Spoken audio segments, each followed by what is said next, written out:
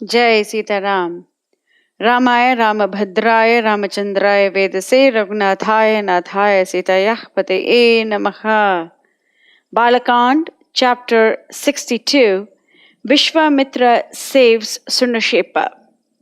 In the previous chapter, we saw how King Ambarisha went about searching for the sacrificial horse that was stolen by Indra, and the priests asked him to replace either the horse or to get a human sacrifice. And Ambarish Maharaj is very willing to give thousands of kine and gold and all that.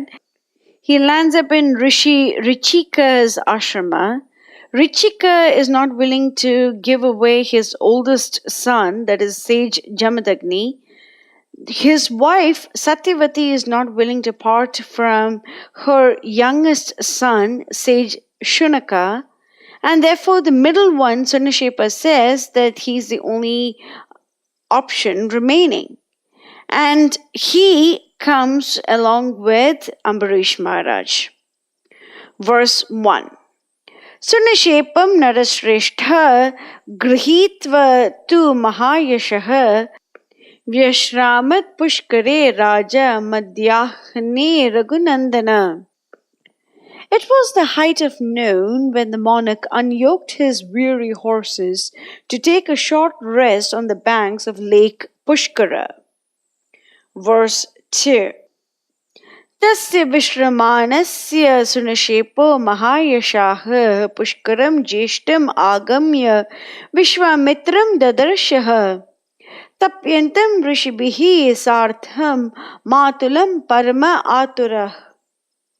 But Sunhashepa, wandering aimlessly over the place with a heavy heart, chanced to come upon Visvamitra, his mother's brother, engaged with many a hermit in stern austerities. Verse 3. Vishanna vadano dinaha trishnaya cha shramena cha Papat anke mune Rama vakyam cha idam uvachah. Faint with toil and thirst, he ran up with woeful countenance to where sat Visvamitra, and falling upon his feet, cried to him in piteous accents. Verse 4. Na me asti mata na pita jnatayo bandavaha kutaha Tratum arhasi mam saumya dharmena munipungava. Father have I none, nor fondling mother, nor kith nor kin. Thou art my refuge and stay, and thee do I call upon in the name of sweet compassion to save me from this dreadful fate. Verses 5 and 6. Trata tvam hi narashreshta sarvesham tvam hi bhavanaha Raja cha kritakaryaha syat aham dirgha ayuhu avyayah Svargalokam upashniyam tapaha taptva hi anuttamam. Thou art ever the champion of the oppressed. Thou art ever a shield between the wretched and the misery. Find thou a way by which the king shall achieve his object, and myself spend long years of holy austerities on this earth, and win the abode of the gods at the end. Verse 7. Same natho hi anathasya bhava bhavyena chetasa Pita iva putram dharmatmam tratum arhasi kilbishat. Protect me, for protector have I none, out of thy tender heart and sweet pity. Be thou a father unto me, and chase away this horrible danger that hangs over my head. Verse 8.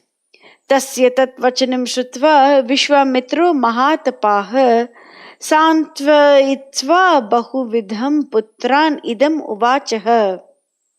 Visvamitra of boundless might calmed the wild grief of the boy and infused hope into his despairing heart. Verse 9.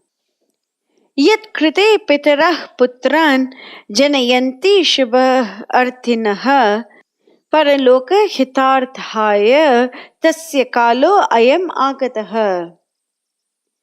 Turning to his sons, he said, "Now is the time come," said he, "for you to show that a father brings forth from his loins sons like unto himself, to secure him good on earth and lead him to the bright regions on high."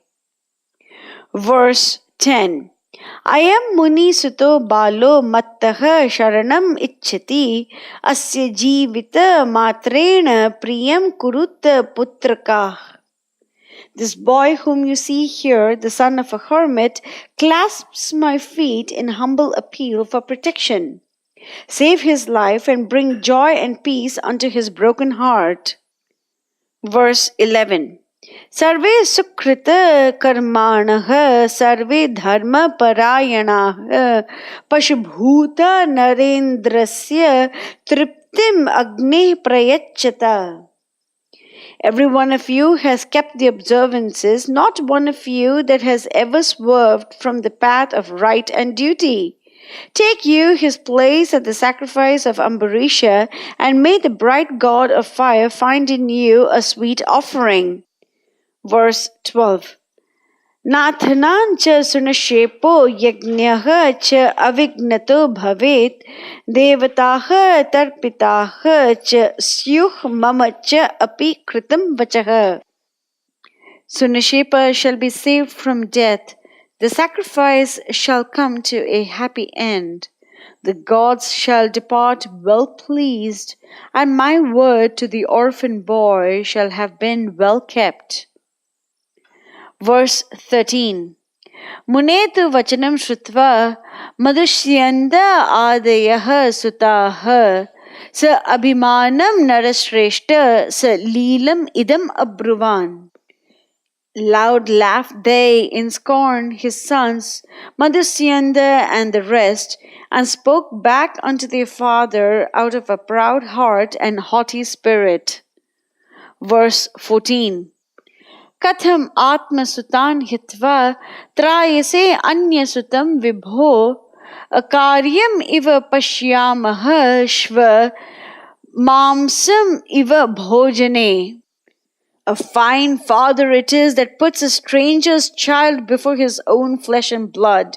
The very idea is repulsive to us, even as dogs' meat for dinner. Verse 15.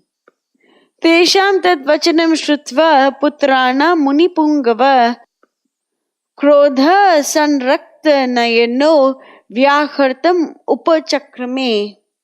Fire lashed from the eyes of the angry father, and in a terrible voice he cried out. Verse 16. Nihsadvasam idam proktam dharmat api vigarhitam atikramya tu mat vakyam darunam romaharshanam. Dare you speak to me such words as these, heartless, blood-curdling, and shameless? Dare you set my commands at defiance and outrage duty and justice? Verse 17. Shvamamsa bhojinah sarve vashishtha iva jatishu purnam varsha sahasram tu prithvyam anuvatyata.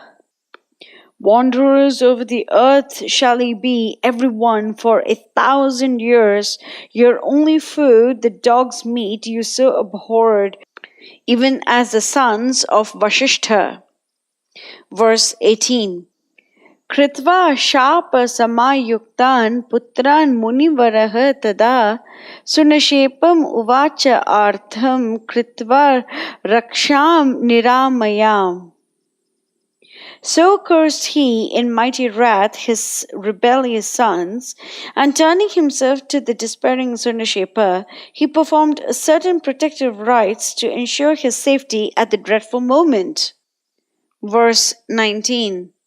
Pavitra pashir badho raktamalya anulepanaha Vaishnavam yupam asadya vagbhi agnim udahara. Dear one, When you are bound to the sacrificial stake of Vishnu, a helpless victim you stand, fail not to call upon the bright god of fire in that hour of need. Verse 20. Ime cha gathe dva divya gayatha muniputraka ambarishasya yagne asmin tataha siddhim avapsyasi. 2 spells I give you of potent might, with which you shall win the grace of Indra and Vishnu. When the bands of holy grass are tight around you, the red sandal paste on your limbs, and the blood-red garland round your doomed neck, you chant these hymns of unspeakable power in the sacrificial hall of the royal Ambarisha, and you will come by no harm. Verse 21. Sunhashepo grihitva te dva gathe susamahitaha tvaraya raja simham tam ambarisham uvachaha. Sunhashepa humbly received the potent charms and with a joyful heart hastened to his royal master and said, verse 22, Raja simha mahabuddhe shigram gacchavahe vayam nivartayasva rajendra diksham cha samudahara. Mighty king, we have tarried too long on the way. Proceed we to the place of sacrifice and delay not to take upon yourself the initiatory vow. Verse 23.